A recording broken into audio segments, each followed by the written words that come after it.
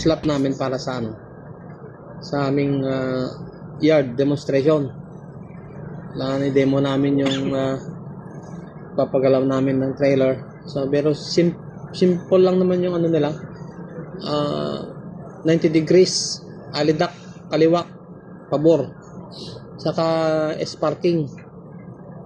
Galing ka ng kanan, papunta ka ng kaliwa. Galing ka ng kaliwa, papasok ka ng kanan. Balik-balik lang yun. Within 45 minutes, yun ang inuulit-ulit mong gagawin. So,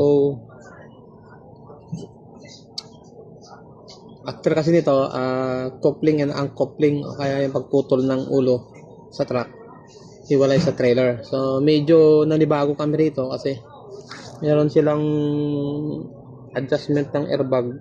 May proseso sila. At anyway, pareho lang. Basta ma-take time mo yung pagpuputol. Kasi siyempre, school ito. Kailangan dumaan ka sa proseso na gusto nila. Pero pareho lang din naman na pagpuputol. Kaso lang dito, may mga trailer sila na yung trailer nila, 5 halos puputulin mo yung sa coupling, yung service, yung release at saka 7-way. Karamihan dito ang 7-way nila ay 2. So 2 ang hugot. At saka meron silang ipang ABS. So bale 5 ang hugutin mo doon sa mga connector mo doon sa likod. So anyway, hopefully hindi na kami magtatagal dito.